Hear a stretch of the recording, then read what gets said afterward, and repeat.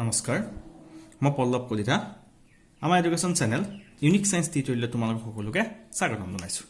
মই আজি high secondary first year structure of atom পাৰ্টটো ডিসকাশন কৰিম আৰু মোৰ টপিকটো হৈছে কোৱান্টাম নাম্বাৰ এই কোৱান্টাম নাম্বাৰ পঢ়া আগতে আমি অলপ পঢ়িলো quantum mechanical model of an atom quantum mechanical model of an atom টো প্ৰপ'জ কৰিছিলে স্কডেঞ্জাৰে সো স্কডেঞ্জাৰে এই মডেলটোৰ সহায়ত ইলেক্ট্ৰনছৰ wave nature study কৰিছিলে আৰু study কৰি এটা ইকুৱেচন পাইছিলে আৰু ইকুৱেচনটো কি কৈছিলে Schrödinger wave equation so this is the short form of Schrödinger wave equation where each cup is the Hamiltonian operator or this psi is the wave function this psi is also gives the amplitude of the electron wave or E is the total energy of the electrons so after the solving this equation we get the value of E and psi so ami ei equation to solve kora pisot ami E aru psi value to determine koribo paru so E is the energy of the electron psi is the wave function so this wave function has no significance this psi has no significance the yak ami modulus of square thake it has a significance so it determines that it determines kore the probability of finding the electrons in a particular region so now so here সহায়ত এই wave function সহায়ত আমি orbital concept to ক'ব পৰা যায় so orbital হৈছে নিউক্লিয়াছৰ চাৰিফালে এনেকুৱা ৰিজনছ হয় যেটো ৰিজনছত probability of finding the electron is maximum থাকে আৰু কোনো এটা এটমত large numbers of atomic orbital পোৱা যায় আৰু this can be distinguished by their size shape and orientation so all the orbitals are কি হয় shape হক size হক আৰু এটাৰ ওৰিয়েন্টেশন বিলাক কি থাকে ডিফাৰ হৈ থাকে আৰু হে সাইজ শেপ আৰু ওৰিয়েন্টেশন স্পেসিফাই কৰিব কাৰণে কিছুমান পাৰ্টিকুলাৰ নাম্বাৰ থাকে that particular numbers are called quantum number so আমি quantum number the definition কৰো তোমাক এক মাৰ্কৰ কোৱেশ্চন আই what is quantum number is set of four numbers used to specify energy size shape and orientation of the orbital and spin of the electrons are called quantum numbers so quantum number is a চাৰিটা number the set হয় যিটোৱে orbital energy size আৰু shape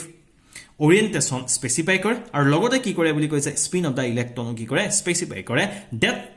set of four numbers is called quantum numbers so that means আমি গম পালো quantum number four চাৰিটা আছে so first quantum নামটো হৈছে principal quantum number যাক small n দ্বাৰা designated কৰা হয়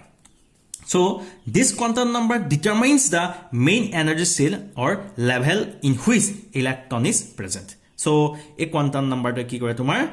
determine korise main energy cell or level or jot electron to thake present thake jot electron to occupy kore tar main energy cell ba level determine kore so it is denoted by small n so small n is the whole numbers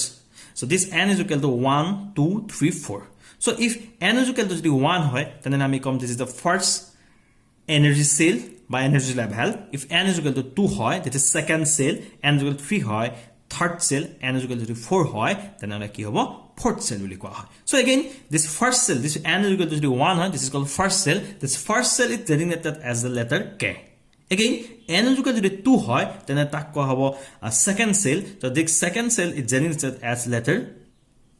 l n is equal to 3 hoy then hole tomar third cell hobo the third cell is designated as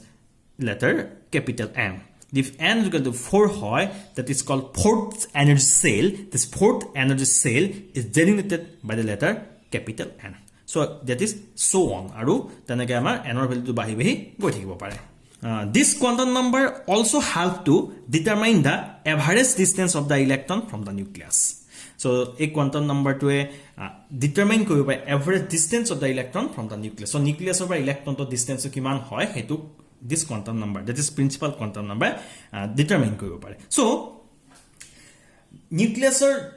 if n is equal to 1 hoy so if jodi tomar n is equal to 1 hoy tak ami ki kolu first cell boli koa holo this is called first cell this first cell is close to the nucleus and has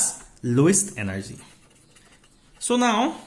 if n or value to jodi increase hoy goi thake so n 1 2 3 4 so n or value bilak jodi increase hoy goi thake this is first cell second cell fourth cell to tene hole ki hoy energy of the electron tomar ki hoy thake increase hoy goi thake that means ami jodi ko pao as a value of n increases n or value to যেতিয়া increase হৈ গৈ থাকিব suppose n is equal to 1 whole so n is equal to 2 whole so n is equal to dot dot dot dot so on n or value to increase হৈ গৈ আছে so একেটা সময়তে কি হ'ব distance from nucleus to electron তোমাৰ কি increase হ'ব so ইয়াৰ পৰা আমি গম পালো this quantum number also determine the size of the cell size of the cell to আমি কি কৰিব determine কৰিব পাৰো and this is the equation this equation is used to determine the energy of the electron. So this now I mean summary do this principal quantum number tells about the energy of the electron and size of the cell. So this quantum number I ki kore principal quantum number